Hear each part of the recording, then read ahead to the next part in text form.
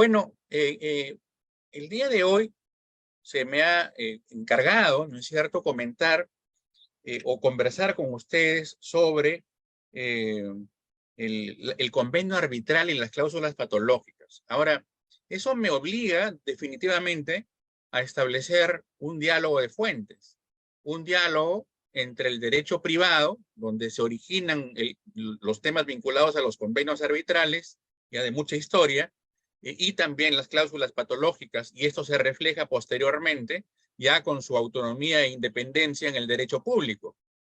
Como mencionó Camila, digamos que un poco mi experiencia más va por los temas de derecho privado sin desvincularme, por supuesto, en el ámbito profesional de los temas de derecho público y arbitraje con el Estado.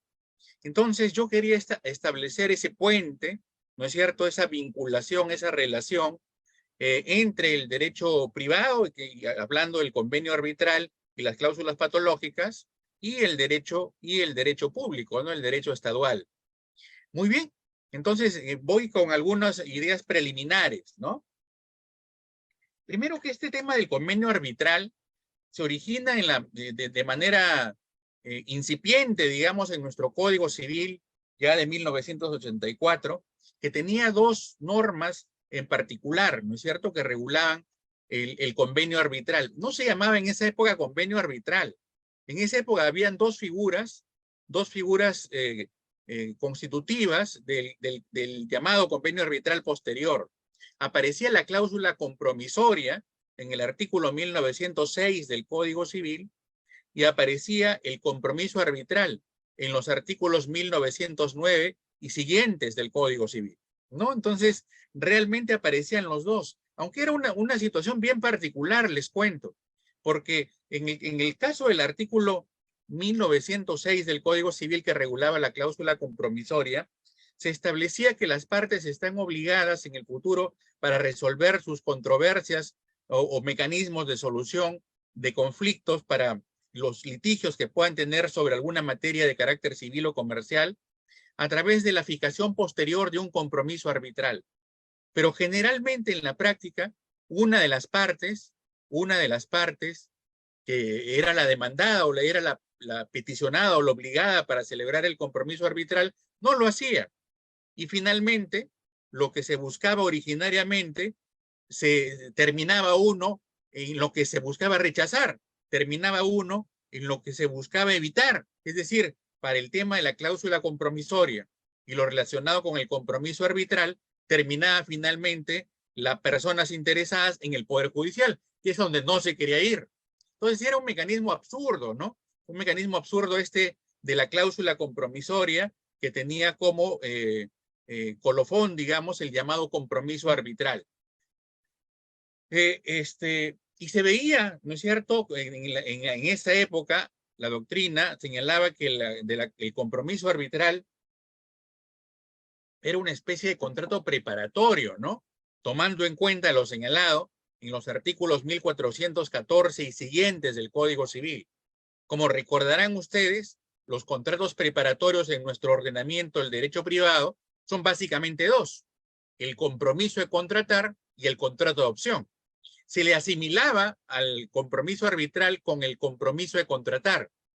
¿Y qué cosa es el contrato preparatorio compromiso de contratar?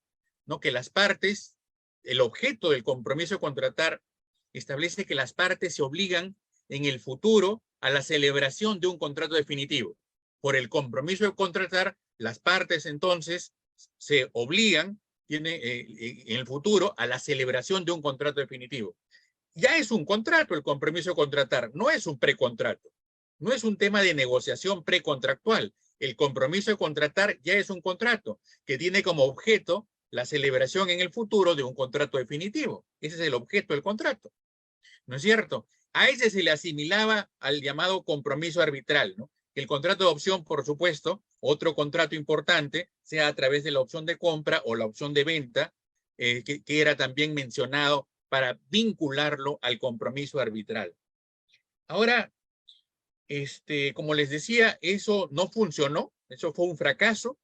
El Código Civil posteriormente varió, ¿no? Se actualizó, porque ese sistema de la cláusula compromisoria y el compromiso arbitral, que recuerdo haber leído alguna vez que también se encontraba ya presente en el Código Civil de 1936.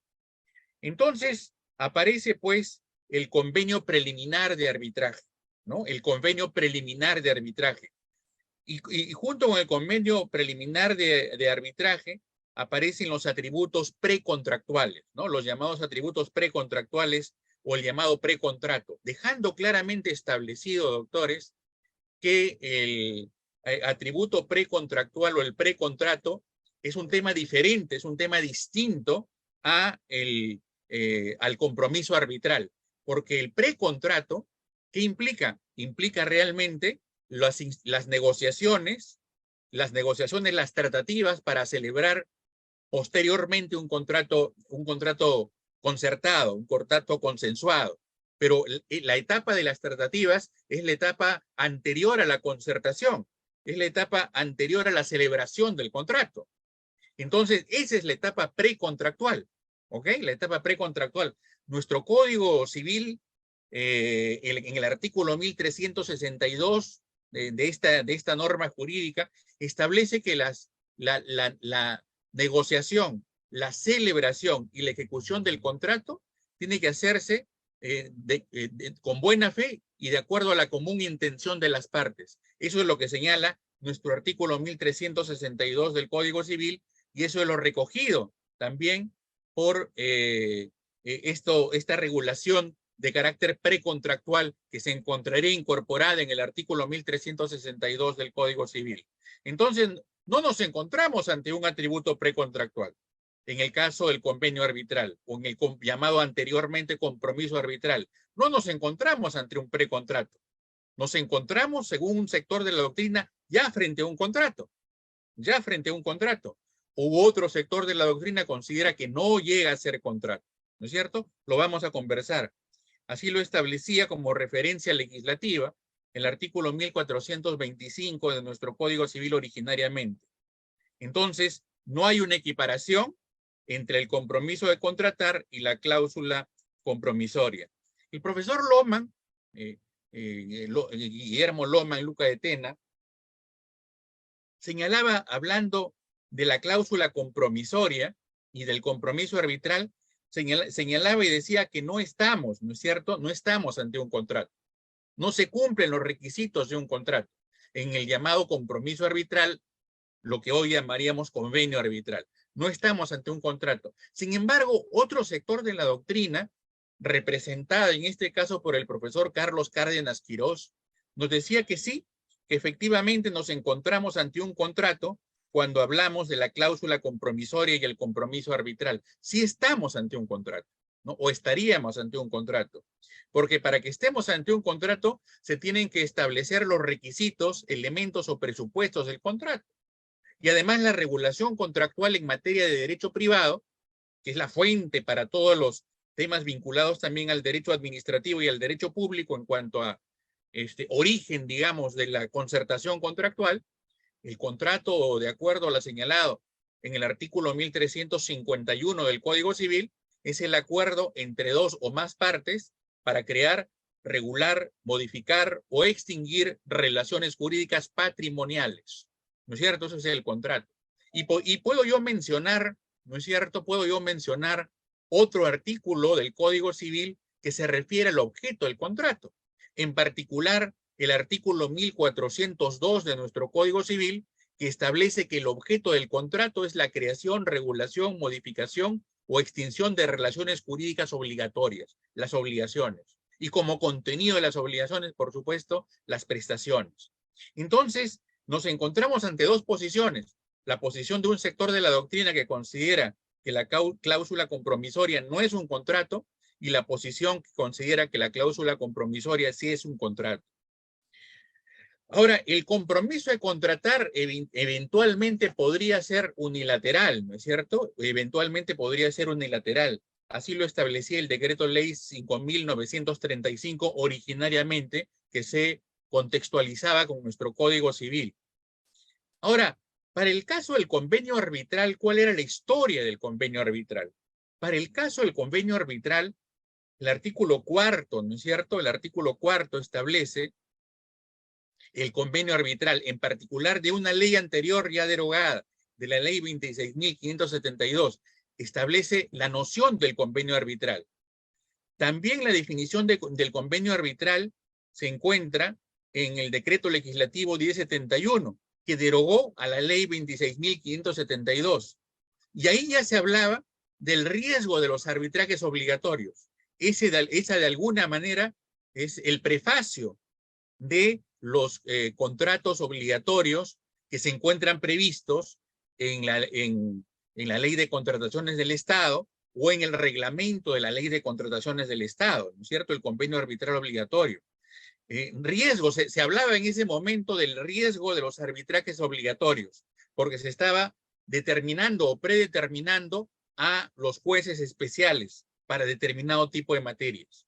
Hoy es pacífico establecer que tanto en la contratación pública existe pues la obligatoriedad del convenio arbitral, ¿no es cierto? El artículo 40, haciendo un poco de historia también, del decreto legislativo 1017, establecía en ese texto, en su artículo 41, las cláusulas generales de contratación con el Estado. Y me estoy refiriendo a una norma primigenia, una norma que en los años 90 fue pues el contexto normativo bajo el cual se establecía la contratación estatal. No, me estoy refiriendo al artículo 41 de la ley 26.850, de la ley de esa época, ley de contrataciones con el Estado de la época, ¿no? Y se hablaba también de la contratación con el Estado que estaba vinculada a las llamadas cláusulas generales de contratación o contratos por adhesión, que son aquellos tipos de contratos en los cuales aparece una asimetría informativa entre la parte que redacte el contrato, que se llama predisponente, y la parte que se adhiere o no se adhiere al contrato, ¿no es cierto?, que se llama predispuesto. Y sobre eso, inclusive, las reglas de interpretación nos dan a entender otro tipo de situaciones, como vamos a conversar en un momento, vinculados a las cláusulas contrapreferentes, regulada en el artículo 1401 de nuestro Código Civil. Muy bien, entonces, los contratos por adhesión o las cláusulas generales de contratación, antes que esto fuese obligatorio, ¿no es cierto? Ahora, yo me preguntaba antes de venir a conversar con ustedes sobre el convenio arbitral, ¿cuál es la naturaleza jurídica, ¿no es cierto?, el objeto del convenio arbitral. Algunos dicen que es un acto jurídico o un negocio jurídico, otros que es un contrato, otros que no es ni negocio ni contrato. El acto jurídico o el negocio jurídico puede ser eventualmente unilateral, por ejemplo, un testamento, por ejemplo, el negocio jurídico representativo. Puede ser bilateral en el caso del contrato, una compraventa, un suministro, un mutuo, un contrato de obra, ¿no es cierto?, un depósito, un arrendamiento, una serie de contratos regulados en el derecho privado. Puede ser bilateral o eventualmente el negocio o el acto jurídico puede ser plurilateral. ¿A qué me refiero con la plurilateralidad? Me estoy refiriendo generalmente cuando hay varias partes que en conjunto se unen y determinan un acuerdo generalmente societario, un acuerdo que llega a constituir la persona jurídica. Y ahí podríamos hablar de los contratos o negocios jurídicos plurilaterales, negocios jurídicos plurilaterales, los contratos asociativos. Recordando inclusive o haciendo mención que los contratos asociativos son ya regulados, ¿no es cierto?, en otra norma, en una norma de derecho privado también, en la Ley General de Sociedades. Los contratos asociativos son, pues, el compromiso de contratar y el contrato de asociación en participación. Pero bueno, en el mundo del arbitraje se decía, estamos ante el convenio arbitral, estamos ante un contrato, estamos ante un negocio jurídico o no.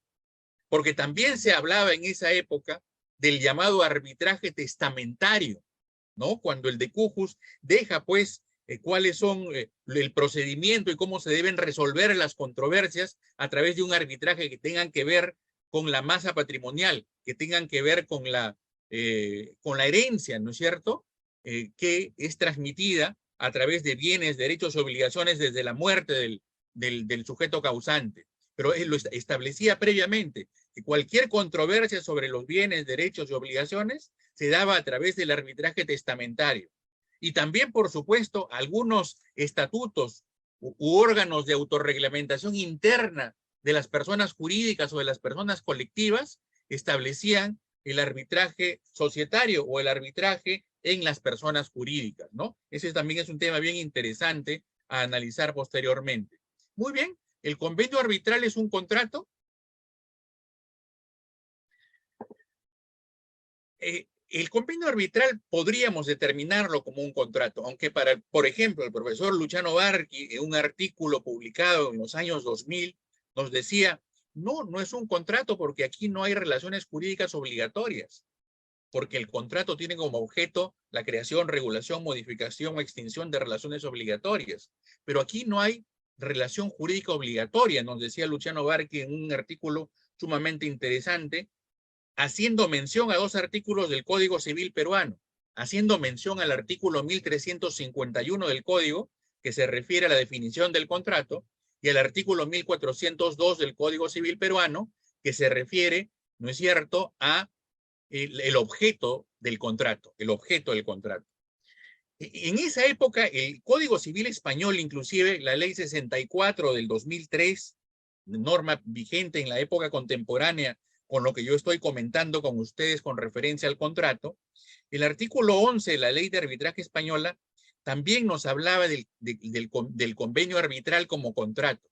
Ahora, ¿será un contrato? Para eso habría que evaluar las situaciones jurídicas de sujeción, situaciones jurídicas que son, por ejemplo, el derecho potestativo, los contratos de carácter procesal, como en el caso alemán, y la posición sobre la renuencia a establecer el convenio arbitral como un contrato, tal como lo determinaba el profesor, por ejemplo, Luciano Barchi. No estamos ante un contrato. Estamos eventualmente, decía un sector de la doctrina, ante un pacto compromisorio asimétrico, ¿no es cierto?, en donde alguien ya establece previamente el convenio arbitral y tiene que ser la otra parte adherente a este convenio arbitral si es que quiere celebrar una concertación, si es que quiere consensuar o llegar a un consentimiento de carácter contractual. Ahora, ¿cuáles serán los elementos esenciales del convenio arbitral? Como ya les decía, la ley española 60 del 2003, en esa época, que entró en vigencia el 26 de diciembre del 2003, decía la palabra, efectivamente, el convenio arbitral es un acuerdo entre las partes, ¿no es cierto?, para resolver las controversias, para resolver los litigios, para resolver aquellas situaciones en las que las partes no se ponen de acuerdo. Y mencionaba la palabra, la ley española, y después eso lo menciona la ley peruana, la palabra inequívoca, ¿no? Entonces, ¿cuáles son los elementos esenciales del convenio arbitral? En primer lugar, la voluntad de someterse al arbitraje, elemento fundamental del convenio arbitral, la voluntad de someterse al arbitraje. Y para eso hay que evaluar un tema de interpretación. Si yo preveo la voluntad de someterme al arbitraje, yo considero que eso no significa necesariamente que no se vaya a interpretar. Y las reglas de interpretación para el caso del convenio arbitral, ¿dónde las encontramos? No las encontramos en el reglamento de la ley de contrataciones con el Estado. No los encontramos en otra norma de derecho público. Las normas de interpretación del convenio arbitral o del contrato, si lo asimilamos así, estarán en el artículo que ya les mencioné, 1362 del Código Civil, la negociación, celebración, ejecución de los contratos se interpretan de acuerdo a la buena fe y a la común intención de las partes. También, por supuesto, a las normas sobre negocio jurídico. Me refiero, entre otras, al artículo 168 del Código Civil, que establece que los términos contractuales deben interpretarse de acuerdo a lo que se ha expresado en ellos y en función al principio de la buena fe. Artículo 168 del Código Civil, y que está referido en concreto, ¿no es cierto?, a la interpretación literal. De la misma manera, el artículo 169 del Código Civil, interpretación del convenio arbitral o del contrato, el artículo 169 del Código Civil, que establece que los términos contractuales ¿no? O las cláusulas contractuales deben interpretarse de acuerdo a la naturaleza y al objeto del contrato. Y deben interpretarse las cláusulas las unas por medio de las otras. ¿A qué tipo de interpretación me estoy refiriendo? Me estoy refiriendo, doctores, a la interpretación sistemática. Y también el artículo 170 del Código Civil establece que la interpretación de los contratos se da de acuerdo a su funcionalidad, de acuerdo a los objetivos o las funciones del contrato, la interpretación funcional, o también llamada interpretación teleológica, las finalidades que se busca con esa cláusula contractual. Entonces, tenemos formas de interpretar el convenio arbitral o el contrato que nos la da el derecho privado y que tiene que haber una interconexión y un diálogo con el derecho público. Otro elemento esencial del convenio arbitral, será la determinación de la relación jurídica contractual o de otra naturaleza cuya tratación serán sometidas, cuyo contrato o cláusulas serán sometidas a arbitraje, ¿no es cierto? Entonces, otro elemento esencial del convenio arbitral es la determinación de una relación jurídica contractual o de otra naturaleza, ¿no? Cuyas cláusulas serán sometidas al arbitraje. Y hablamos nuevamente en ese caso, me hace recordar al llamado arbitraje estatutario. Entonces hay reglamentos internos, por ejemplo, que se someten a arbitraje y que tienen que ver con el convenio arbitral. Reglamentos internos, para mencionar un caso, de las juntas de propietarios, ¿no? Y este reglamento interno de la Junta de Propietarios considera que el convenio arbitral, bueno, el convenio arbitral es un contrato. Y si es un contrato, tiene también que utilizar los elementos, los presupuestos o los requisitos del negocio jurídico, porque el contrato es una subespecie del negocio jurídico. Y por lo tanto, estos elementos, presupuestos o requisitos, tendremos que ver ahí con el agente que tenga capacidad de ejercicio plena, quien celebre el convenio arbitral, ¿no? Que el objeto sea física o jurídicamente posible, entendiendo como objeto la relación jurídica, también que la causa o la función sea lícita, que se va a establecer en el convenio arbitral, la función sea lícita, y que se establezca la formalidad prescrita, ¿no es cierto?, bajo sanción de nulidad, que es el otro elemento, presupuesto, requisito, relacionado con el contrato o el negocio jurídico en particular. Entonces, otro elemento esencial del convenio arbitral sería la extensión del convenio arbitral, ¿no es cierto?, que prevea, pues, la resolución de las controversias que podrían eventualmente surgir. Ahora, un poco para conversar con usted ya en algún momento, como segundo tema, si el convenio arbitral es contrato o no es contrato, hemos conversado hace un momento, pero un segundo tema que quería traer a colación también, las cláusulas patológicas en los convenios arbitrales, ¿no? Las situaciones o acuerdos patológicos. En primer lugar, considero que cuando hablamos de las cláusulas patológicas o acuerdos patológicos, en primer lugar podemos estar hablando de acuerdos de arbitrajes optativos o eventualmente de cláusulas híbridas, como lo señala un sector de la doctrina. Reitero, acuerdos de arbitrajes optativos o con cláusulas híbridas, ¿no? Un acuerdo patológico, una cláusula patológica. En segundo lugar, cuando hablamos de cláusulas patológicas, nos estamos refiriendo a cláusulas carentes de certeza. Cláusulas carentes de certeza. Y en tercer lugar, podemos hablar en los acuerdos o cláusulas patológicas de acuerdos de arbitrajes inoperantes o inejecutables. Acuerdos de arbitrajes inoperantes o inejecutables. Y allí recordemos el principio, por ejemplo, competence, ¿no es cierto? Que el mismo árbitro determina su competencia, está vinculado a lo que acabamos de mencionar. ¿Cuáles son los tipos eventuales de cláusulas patológicas? ¿Cuáles serán los tipos eventuales de cláusulas patológicas? Tenemos en primer lugar, como les decía, los acuerdos de arbitrajes optativos, ¿no? Acuerdos de arbitrajes optativos. Esto se puede dar en las personas jurídicas o eventualmente colectivas. Acuerdos carentes de certeza, ¿no? Sin especificar, por ejemplo, qué institución arbitral va a llevar a cabo el arbitraje. Un acuerdo o una cláusula carente de certeza, ¿no? En el arbitraje anterior, perdón, en que se me fue, en el caso del acuerdo de arbitraje optativo, se podía señalar o no había una discriminación o una claridad sobre si la institución que debería llevar a cabo la resolución de disputas o controversias era el Poder Judicial o eventualmente la institución de carácter arbitral.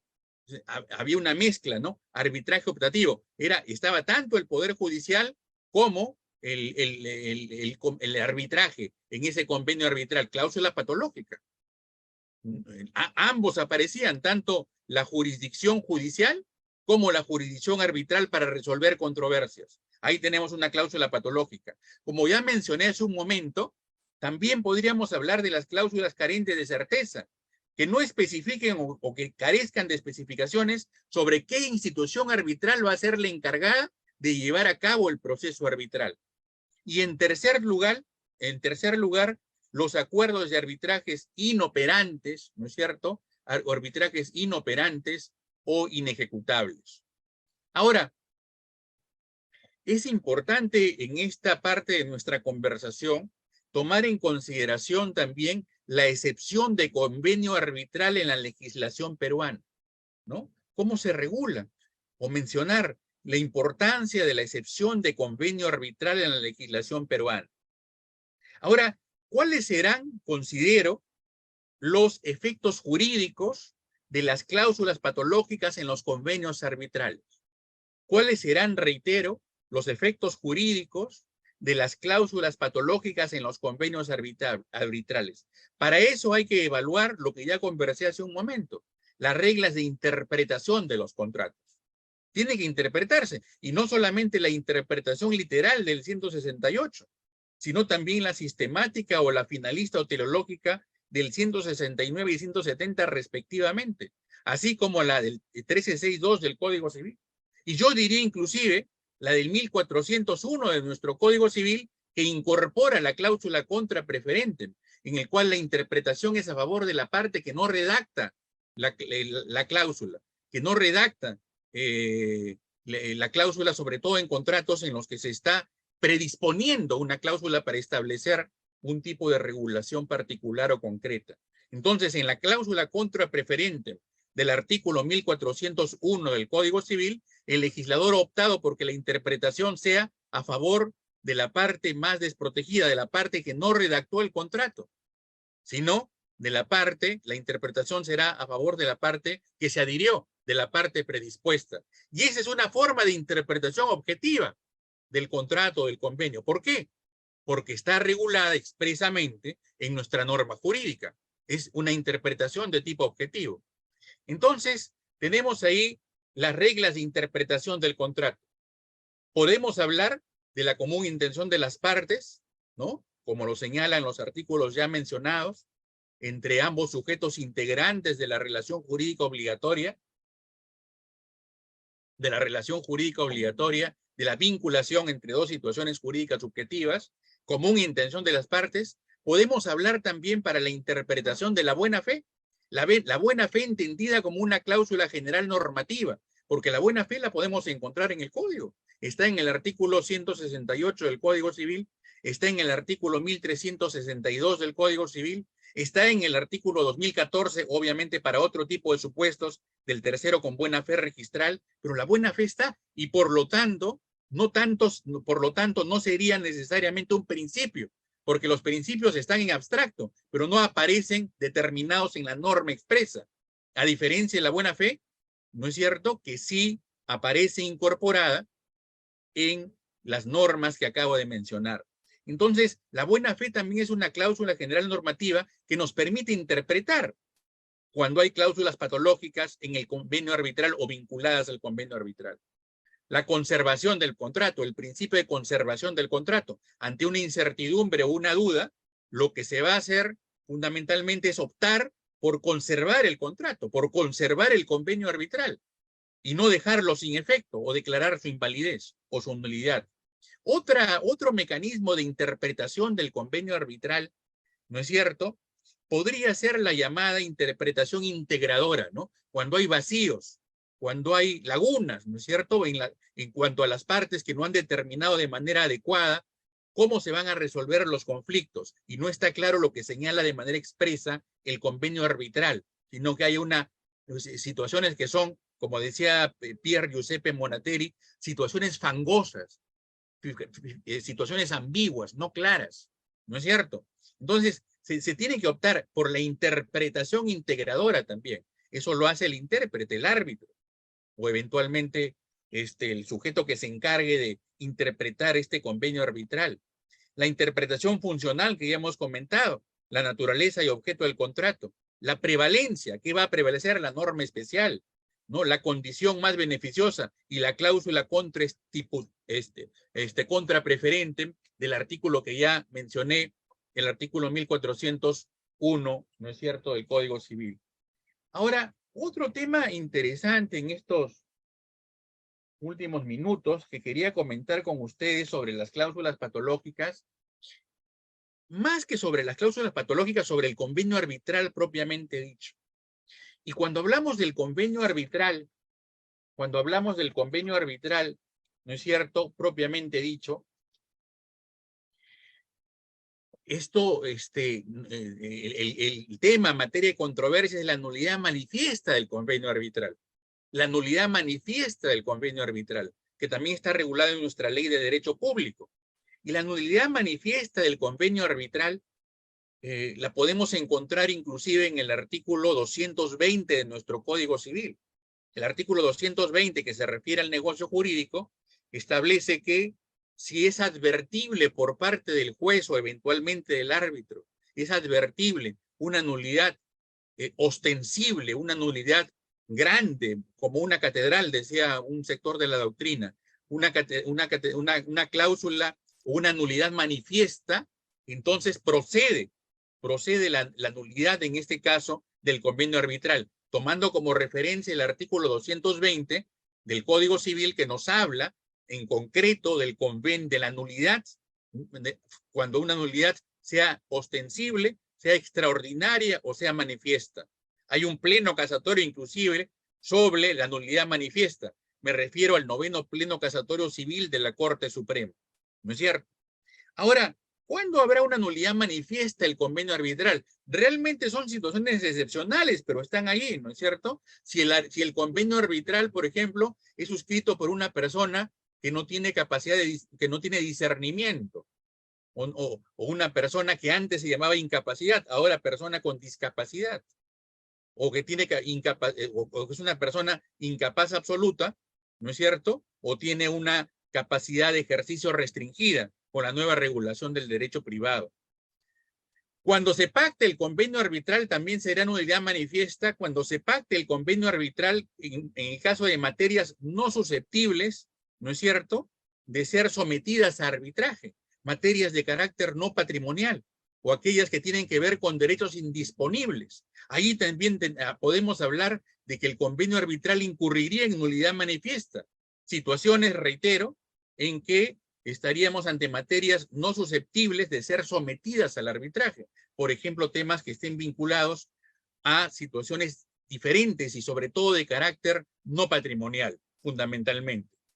Muy bien, yo quería hacer este diálogo sobre estas cláusulas patológicas, convenio arbitral, ¿no es cierto?, contrato o no, y nulidad manifiesta el convenio, y vincularlas sobre lo que dice nuestra norma especial en materia de la ley de contrataciones con el Estado, y particularmente quien regula de una manera más detallada el reglamento de la ley de contrataciones con el Estado. Efectivamente, en el reglamento de la ley de contrataciones con el Estado, el artículo referente sobre convenio arbitral es el artículo 226, el artículo 226. Y el artículo 226, que nos habla del convenio arbitral, establece en el punto 226.1, cuando corresponde el arbitraje institucional, en el convenio arbitral, las partes encomiendan la organización y administración del arbitraje a una institución arbitral, ¿no? Arbitraje obligatorio, arbitraje especial, que tuvo su origen, como ya les mencioné, en el compromiso arbitral, ¿no es cierto?, y en la cláusula compromisoria. El artículo 226.2, ¿no es cierto?, del reglamento de la ley de contrataciones con el Estado, establece que en los siguientes supuestos, el arbitraje es iniciado ante cualquier institución arbitral. Primer supuesto, literal A, cuando no se ha incorporado un convenio arbitral expreso en el contrato. En caso de que no se incorpore de manera expresa el convenio arbitral o el contrato de convenio arbitral. En segundo lugar, cuando a pesar de haberse precisado en el convenio arbitral que el arbitraje es institucional, no se ha designado a una institución arbitral determinada. En esos casos, en ese caso también, el arbitraje es iniciado ante cualquier institución arbitral. Literal B, reitero, cuando a pesar de haberse precisado en el convenio arbitral que el arbitraje es institucional, no se ha designado a una institución arbitral determinada. Literal C, o en tercer lugar, cuando a pesar de no cumplirse con las condiciones establecidas en el numeral 225.3, que está referido al arbitraje en concreto, del artículo 225, en el convenio arbitral se señala expresamente que el arbitraje es ad hoc. Ese será otro supuesto por el cual el arbitraje es iniciado ante cualquier institución arbitral. El cuarto supuesto que establece la norma, el literal D, señala que cuando en el convenio arbitral no se haya precisado el tipo de arbitraje, también en ese caso el arbitraje es iniciado, ¿no es cierto?, ante cualquier institución arbitral. Reitero, literal D, cuando en el convenio arbitral no se haya precisado el tipo de arbitraje, ¿ok? En el convenio arbitral no se haya precisado el tipo de arbitraje. En quinto lugar, en literal E, cuando en el convenio arbitral se encargue el arbitraje al SNA-OCE en contravención a lo establecido en el reglamento y en el reglamento del SNA-OCE. Y finalmente, en sexto lugar, literal F, en materia de convenio arbitral, ¿no es cierto?, el arbitraje es iniciado ante cualquier institución arbitral cuando se trate de controversias que se desprenden de órdenes de compra o de servicios derivadas del acuerdo marco, siempre que no se haya incorporado un convenio arbitral en las mismas. Reitero, siempre que no se haya incorporado un convenio arbitral entre las mismas. Y finalmente, el artículo 226.3 del reglamento de la Ley de Contrataciones con el Estado establece que las partes pueden establecer estipulaciones adicionales o modificatorias del convenio arbitral en la medida que no contravengan las disposiciones de la normativa de contrataciones con el Estado. Luego viene ya la solicitud de arbitraje ad hoc, la respuesta a la solicitud de arbitraje ad hoc, las excepciones u objeciones, los árbitros, los impedimentos para ser árbitro, la designación residual de los árbitros, pero a lo que nos estamos refiriendo en concreto es al convenio arbitral. Esta es la regulación, ¿no es cierto? Esta es la regulación sobre convenio arbitral referida en el reglamento de la Ley de Contrataciones con el Estado. Terminando y realizando, como dice el esquema al que me han enviado, algunas conclusiones, podemos decir entonces que en cuanto al convenio arbitral, que acabamos de ver en la Ley de Contratación, el origen del convenio arbitral se da en el Código Civil de 1936, recogido con mayor regulación en el Código Civil de 1984 originario, después fue modificado, en cuanto a la cláusula compromisoria y el compromiso arbitral, identificando al cláusula compromisoria o compromiso arbitral como un contrato preparatorio, en particular como un compromiso de contratar. En segundo lugar, ¿no es cierto?, aparecen los arbitrajes obligatorios mediante los llamados, entre comillas, jueces especiales, en una primera etapa también del derecho privado. Aparecen también en la primera etapa del artículo 41 de la ley 26.850, que hablaba de las cláusulas generales de contratación con el Estado. La naturaleza jurídica del convenio arbitral, en general, desde mi punto de vista, tomando opción por una de las dos figuras, es que el convenio arbitral es un contrato, porque tiene todos los elementos del contrato.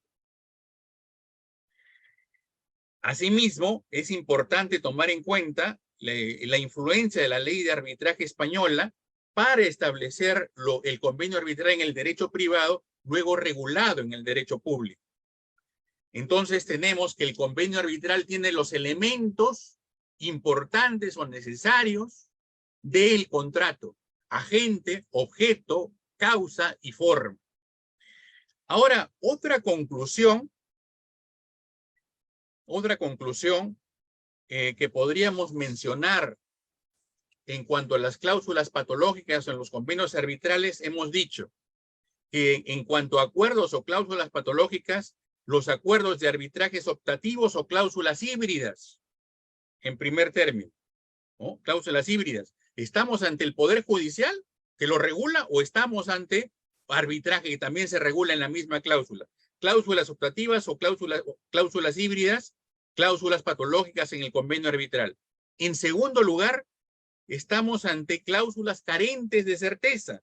Por ejemplo, que no se especifique qué institución arbitral va a llevar a cabo el arbitraje. Y en tercer lugar, acuerdos de arbitrajes inoperantes, ¿no es cierto?, o inejecutables. Es importante también mencionar como una conclusión que los efectos jurídicos de las cláusulas patológicas en los convenios arbitrales tienen que sujetarse o remitirse, como lo he mencionado, a reglas de interpretación contractual. Y cuando hablo de reglas de interpretación contractual me estoy refiriendo, por ejemplo, entre otras, a la común intención de las partes, a la buena fe, a la conservación del contrato, a la interpretación integradora, a la interpretación sistemática, a la interpretación funcional, a la prevalencia, ¿no es cierto?, de la condición más beneficiosa para el arbitraje y a la cláusula contra stipulatorem o cláusula contra preferentem regulada en el artículo 1401 del Código Civil. Otra conclusión importante es que en el tema de los convenios arbitrales es importante abordar tanto desde el derecho privado o desde el derecho público de la nulidad manifiesta del convenio arbitral. Por ejemplo, en los supuestos en el convenio arbitral haya sido concertado por un sujeto que tiene incapacidad o cuando las materias no susceptibles de ser sometidas, ¿no es cierto?, al arbitraje se presentan. Y finalmente, es importante tomar en consideración estos argumentos del derecho privado y de alguna manera hacerlos conversar, establecer un diálogo de fuentes con el convenio arbitral que señala el artículo 226 del reglamento de la Ley de Contrataciones con el Estado y que establece fundamentalmente que cuando corresponde el arbitraje institucional, en el convenio arbitral las partes encomiendan la organización y administración del arbitraje a una institución arbitral.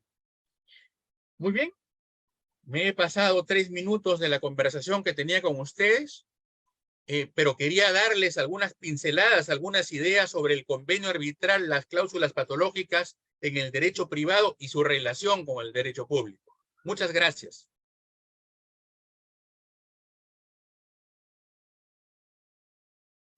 Muy bien, doctor, excelente. Le agradecemos por su buena ponencia en esta noche para poder compartir sus conocimientos sobre arbitraje y contratación pública con todo nuestro público oyente.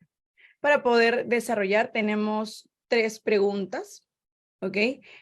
Para iniciar con una de ellas, le voy a transmitir. La primera es, de acuerdo al decreto de urgencia número 20/2020, que establece que el convenio arbitral en que es parte del Estado se redacta por los órganos competentes en coordinación con la Procuraduría Pública.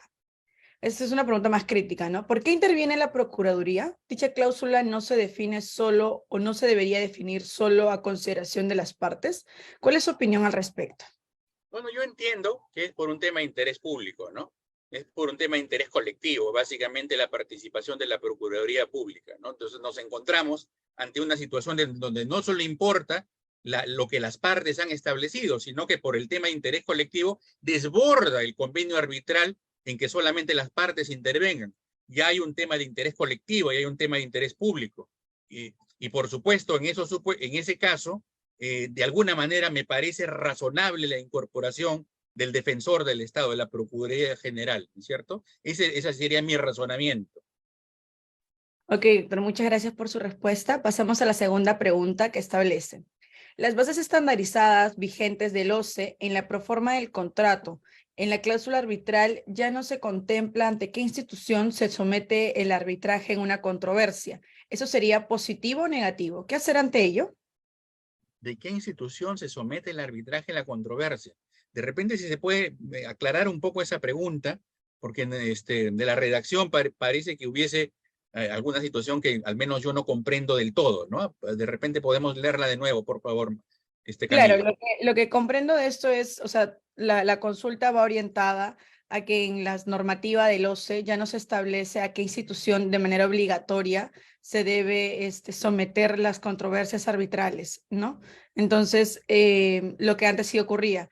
Lo que pregunta aquí el estudiante del curso es si esto es positivo o negativo a su criterio, o qué podría hacer ante ello cuando no establece una institución ya en la normativa.